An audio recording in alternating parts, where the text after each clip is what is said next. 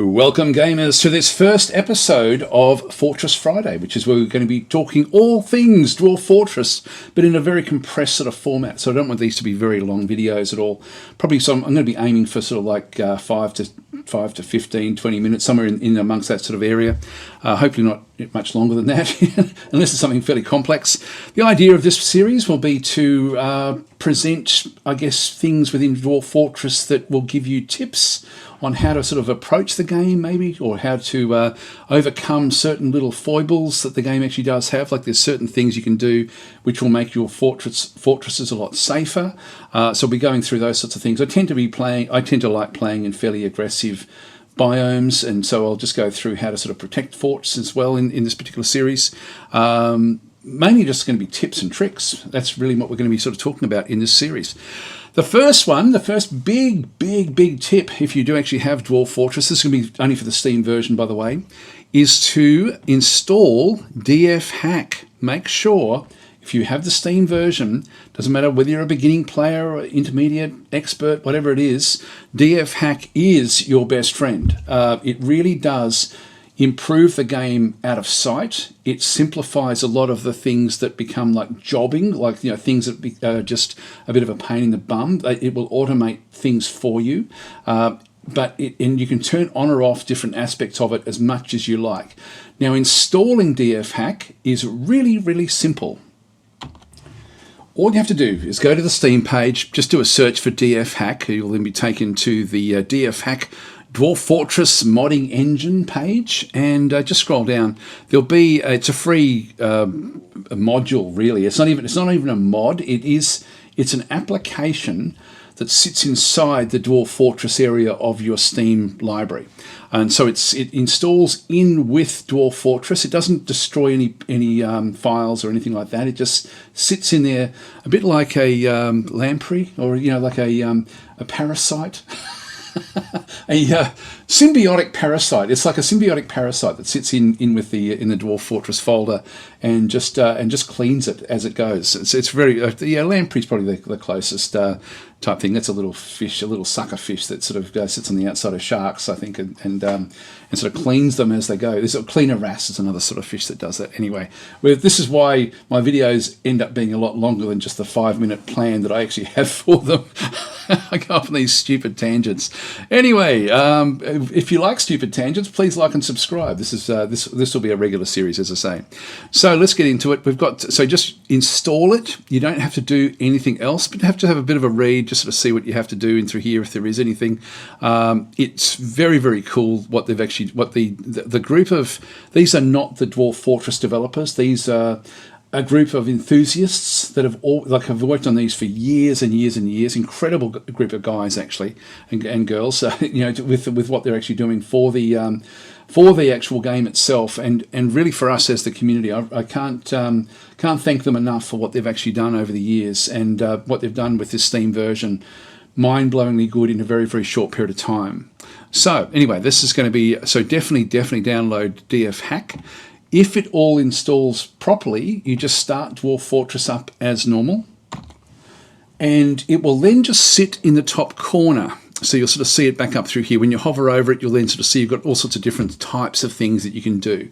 One that is fairly useful is the first one, the GUI launcher. Is as you get used to using it and referencing it, you may sort of find that this will actually be something you do go and use a little bit. I'll be trying not to show too much of using that particular aspect. I will have to in some of the videos that I've got planned coming up, but Control-Shift-D is the easiest way to bring up that particular launcher if you can't access it directly by hovering it over and bringing up the launcher. What's the launcher for DFHack? All it is basically essentially a mini console that runs inside the game. And so this is the console in through here. And so you have essentially like different commands that you can start to type. Now, if I start to type anything in here, it's going to then start to filter the list of all the scripts that are in here. There's heaps and heaps of scripts, by the way, just heaps and heaps of them. There's a lot of scripts. So if we go, for example, and one that I do use a lot is auto dump. Which I'll do a video on that at some point. You can see there, as I start to type AUT, it's now filtering anything that's got AUT in the name of it. So there's a lot of auto bits and pieces in through this other side. And then auto dump would be there. I could then just go and click on auto dump. It would then bring up that command as an example. It would show me what this one actually does, tells me how it works or what it actually does in the game. The usage, so I've got auto dump with any options. And then it will give me different examples as to how it might then sort of work down the bottom through here. So auto dump destroy, auto dump here. We'll actually do a video on auto dumping because it really does keep your fortress super clean. It's a really good way to just sort things very, very quickly. I tend to use it with things that don't matter much, like if there's an excess of stone throughout the fortress and you don't like the rocks just hanging around in the corridors and you want to just move them out of the way. Auto dumping is what I do for that one. That's just an example. Anyway, there's heaps and heaps of these. We'll just go and right click. So that's the console that comes up at the top. When you first load it in, I would suggest that you then go to the control panel, which is actually how you can then sort of control a lot of the scripts without you even having to open up the actual console at all. So when you go into here, you've got like, these are fort specific commands, and there's a lot of them. As I start to sort of scroll through, you'll sort of see that there's a fair few that are actually all in this particular area. So this can only be enabled once you've got a fort running. Like if you load a fort in, you can then turn different things on from here. So if you've got a fort that doesn't have certain things actually loaded in, then by all means, this should then show up, not on this screen here, but before we actually go in to set up a fort. But if you've got an existing fort and you do want to turn on some of these automated things, then by all means, go and do that. Actually, I might just show that. And so active fort. We're now missing those little statements that are off to the side. So we just go across and it was the control panel. So it's going to be the graphic user interface / control panel. Turn that one on. We now actually can turn on the different aspects in the actual fort itself. And so things, for example, like auto butchering. Now I'm happen to be this particular fortress I'm playing in is in a reanimation zone where anything that gets killed will come back to life. So I don't want to auto butcher anything at all in this particular fortress, but if you wanted to, you could. It's not safe for me to go outside and chop wood, so I don't want to have it go off and chop wood. By the way, just click on these and you'll get a little summary. Automatically butcher excess livestock. This one here is auto harvest trees when low on stockpiled logs, and that way they'll just go outside, chop down the trees, and then come back inside again. Auto clothing, for example, automatically manage clothing work orders. You have different things in here as well, like for example with the auto chop, I can then go into, like this here will then give me the instruction as to what it's going to then go and do. If I go into this area through here, I can then go and start to set up the actual types of wood that I want, any sort of parameters that I actually want to have for auto chop, and same with auto butcher. So we can actually then go through and start to set up. This can be a little bit complex, but I'll show you in a minute just an easier way of actually managing this one through here if you're wanting to turn these things on. So auto clothing, back in through here, automatically manage clothing work orders. So again, it just gets rid of a lot of the jobbing, makes it easier. Bang, turn that one on. Auto farming, this one here will automatically manage farm crop selection. Okay, let's turn that one on as well. Auto fishing, again, I don't really want to be going outside, so I'm going to have fishing turned off. Auto labor, so automatically manage dwarf labors if you're wanting to. Whatever you're wanting to do, have a bit of a click through these. There are some fixes. Anything that says fix, I would have turned on automatically. There's a whole lot of different things in here anyway. By all means, just have a bit of a read through. It will make your experience much easier with Dwarf Fortress. By the way, don't turn them all on. Some of these are overkill, like, Dwarf Vet. Do you really want to have animals being treated at hospitals? Probably not. You've got a chicken with a sore leg taking up space in the hospital that one of your dwarves needs badly. I wouldn't have that one through there. Things like auto nest boxes, they're really, really useful. This is, auto assign egg-laying female pets to nest box zones. That's going to make it so that they will then automatically be assigned to nest boxes that are around so that they'll actually sort of then look after that aspect of it for you. Auto slab is a really good one. If like this one here, automatically engraved slabs for ghostly citizens. What else is actually a good one? That would be a good one to turn on as a matter. I think that pretty much covers it with the fix that one through there. Auto slab is a good one. Auto labor you may want to turn on. auto farm, auto clothing, auto chop usually, auto butcher usually. Anyway, that's sort of like the actual fort side of things. So that's now turned on for my fort. If I save the fort, it will then be saved with the actual fort itself, and I don't have to think about it for the life of this particular fort. Right, so back in the main part of the game again, we'll just go back into control panel. Again, this is exactly the same as the GUI control panel, which is Control-Shift-E. I mean, I would never bother trying to remember Control-Shift-E, but that's it there. Just go and grab it. And you'll see there that because we don't have a fort open, we don't get to do it, but we can set up the Auto Start tab, which is this tab here, the last of the tabs. And so I will turn on the different, these are the parameters for slaughtering chickens, geese, and turkeys. And so these tend to be sort of ones that you don't want to be micromanaging. So we'll turn on Auto Butcher with those. Auto Chop, usually you would have turned on. Auto Clothing, you would want to have turned on. Auto Farming just means that if you forget to sort of set up your crop rotation, it will then do it for you. This is Auto Farm Threshold of 150 pigtails, which is basically used for clothing. You don't want to have too many of those. Auto Fish, Auto Labour, Auto Nest Box I would turn on. Auto Slab I would turn on. Oh, this is important. The ban cooking all. This one here, if we go and click on it, so protect entire categories of ingredients from being cooked.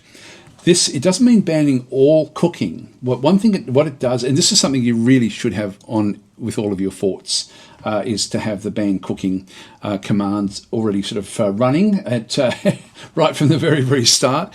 What it means is that if you don't have that one on, you have to explicitly go in when you've got a seed or something like that. If you don't go into the actual in the game to go in and actually then ban your dwarves from using it as a cooking ingredient, they will cook it or use it, and you won't be able to then plant it.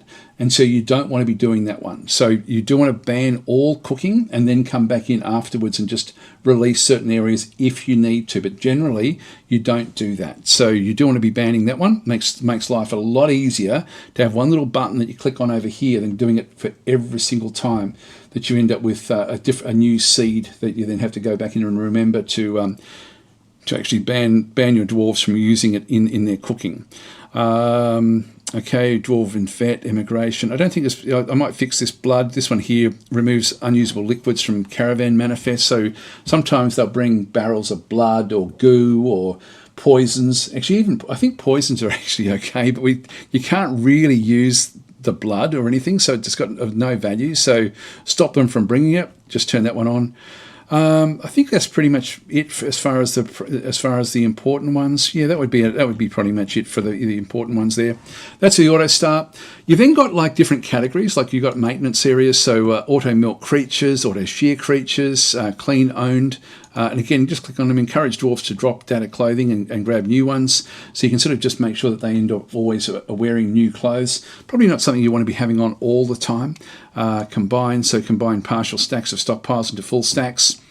Again, makes the stockpiling a bit easier. I don't think I'll worry about it there. Empty wheelbarrows, so empty wheelbarrows which have rocks stuck in them. Sometimes that will happen where you end up with stuff like rocks, in this case, in wheelbarrows. I think there's one also for buckets. There used to be. Warn when starving. This will just come up with a warning. There's all sorts of different stuff in here. System stuff, like with building plans, fast start. These are just things that are sort of, I think, turned on by default with DFHack now. Overlays. These are the different sorts of overlays in the game, which are really, really helpful. I think they should all be turned on. Yeah, they're all on by default. So these will just come up when something happens in the game. It will then just come up with a little pop-up somewhere and just sort of say, oh, if you're doing this, this is what's happening. So it's very, very helpful, extremely helpful. It usually doesn't actually, it doesn't usually get in and override anything. It just makes your decision making so much easier. So by all means, keep all the overlays on. Preferences in through here. So this is the DFHack list features. Yeah, so these are different things. I probably wouldn't worry about these so much. Yeah, so you've got different sorts of things where you can just override the settings a little bit. Great system anyway. So DFHack, highly recommend it. In fact, it's critical.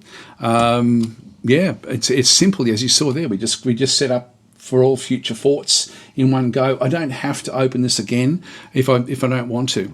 So just be aware, I'm using the version of the game that I'm recording this for is version 50.09, and this is DFHack 50.09 revision 2 is the one that I'm showing at this particular point in time. Not that it matters much for what you're seeing today, but it will in the future, because things will change with the game and also with DFHack. Anyway, DFHack, absolutely must have it. It is the best friend that you will have in the game. It makes life a lot easier. It's a complex game, Dwarf Fortress, but DFHack does simplify it. Whether you're experienced, beginner, intermediate, whatever, like, you know, if you don't play the game very much, if you've played a lot, install DFHack. It is your best friend. Thanks for watching. Please consider liking and subscribing, and a special thank you to anyone who does support the channel through merchandising. I do actually have Dwarf Fortress t-shirts and things, so if you can have a look in the links down below to my my merchandising page. And also there's a mod page and stuff like that where I've got some Dwarf Fortress stuff in there as well, different links. That's the coffee.com/DasTactic. So if you are supporting the channel in any way, then thank you very much for doing that. I will catch you guys next time.